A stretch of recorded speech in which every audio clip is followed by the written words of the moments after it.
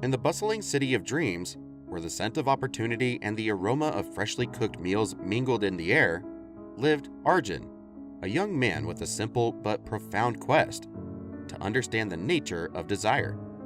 One evening, as the golden sun dipped below the horizon, painting the sky in shades of fiery orange and tranquil blue, Arjun found himself seated at his favorite diner, Bodhi Burgers, renowned for its succulent burgers.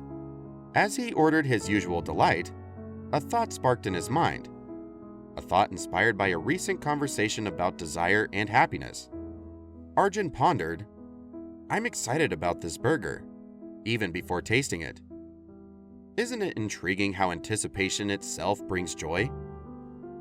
This reflection led him deeper into a thought as he took his first bite.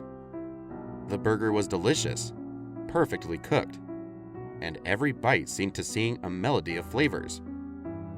Satisfied, yet a curious unease settled in his heart. "Why do I already want another?" he mused, recalling the conversation.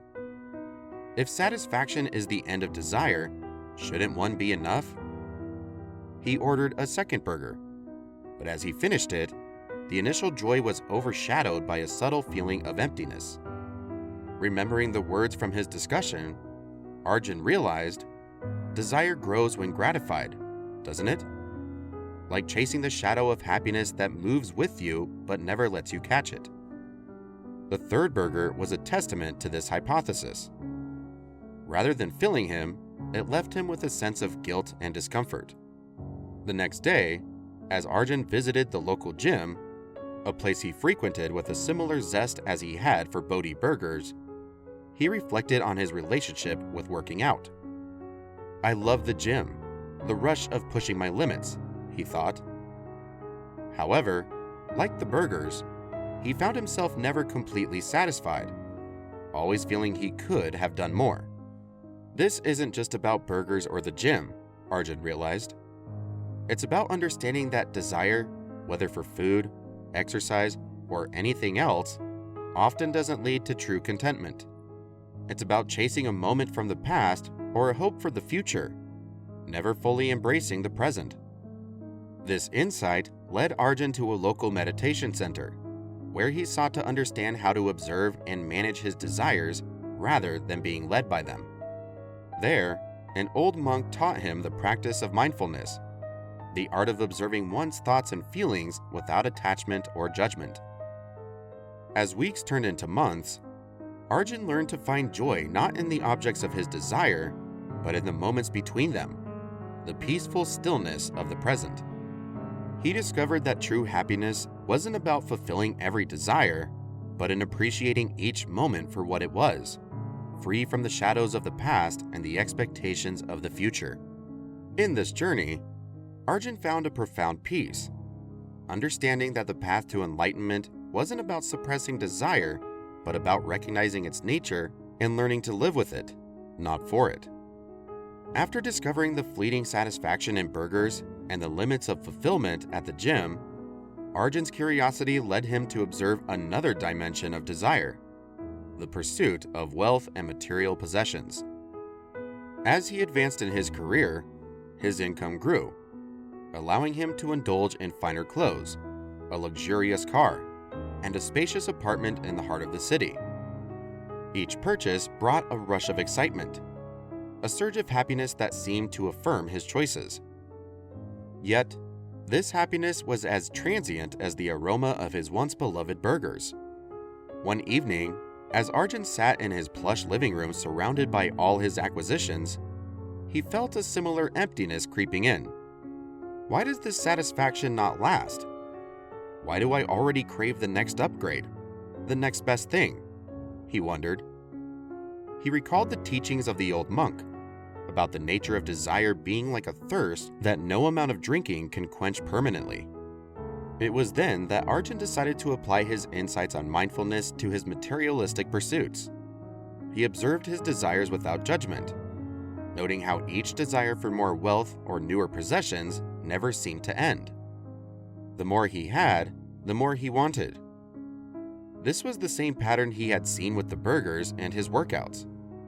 The joy of acquisition faded quickly. leaving behind a new void to fill. Arjun's realization was profound. The pleasure derived from material wealth and luxury was temporary. Knowing this, he questioned how such understanding could aid in daily life. He found that recognizing the impermanent nature of materialistic joy helped in moderating his desires. Instead of mindlessly accumulating possessions, he became more selective, asking himself whether a new purchase was truly necessary or simply a momentary whim. This mindfulness allowed him to redirect much of his energy and resources towards more fulfilling endeavors. He started investing in experiences rather than things, travel, learning new skills, and spending quality time with loved ones. These activities provided a deeper, more enduring sense of satisfaction than any luxury item could offer. As Arjun embraced a lifestyle less focused on material accumulation, he noticed profound changes not just in his own life, but also in his personal philosophy. This shift wasn't confined to his own experiences. It became a core part of his interactions with his closest friends and family. Arjun often found himself in deep discussions with his loved ones, sharing the insights he had gained about the transient nature of happiness derived from material wealth. He spoke of the evening spent alone among his luxury items, which, although beautiful and expensive, offered only fleeting satisfaction. Each item, while initially bringing a burst of joy, soon became just another object, leading to a relentless desire for more. Arjun explained to his friends and family how these realizations had helped him recalibrate his life's priorities. Here's how he described applying these insights practically. 1. Embracing financial prudence. Arjun stressed the importance of seeing beyond the immediate allure of new purchases. He advocated for a focus on financial security over extravagant spending, aiming to build a future free from the anxieties of financial instability. 2. Choosing sustainability. He made a conscious choice to invest in quality over quantity, selecting items that offered longevity over those that were merely trendy. This not only minimized waste, but also aligned with his growing commitment to environmental stewardship. 3. Cultivating emotional well-being. By stepping away from the constant pursuit of material goods, Arjun found a significant decrease in stress and an increase in life satisfaction. He shared with his loved ones how liberating it was to detach his self-worth from his possessions. 4. Prioritizing relationships. Most importantly, Arjun emphasized the joy of experiences over possessions. He found that spending time with loved ones, engaging in meaningful conversations, and sharing experiences like hikes, meals, and trips contributed far more to his happiness than any material object could. These discussions often took place during family gatherings or casual meetups with friends, where Arjun's enthusiasm and sincerity sparked interest and reflection among his listeners. Over time, many began to adopt similar practices, finding their own lives more fulfilling when focusing on what truly mattered. Arjun's journey and the values he embraced demonstrated a powerful example of how personal change can influence others positively. By living his principles, he not only found personal fulfillment, but also inspired those around him to reconsider their own relationships with material desires. Thank you for joining me on this journey of discovery.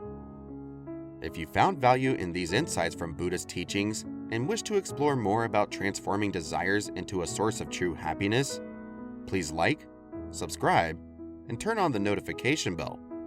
Together, we can continue to explore more life-inspiring stories and wisdom that can guide us toward a more mindful and fulfilling life.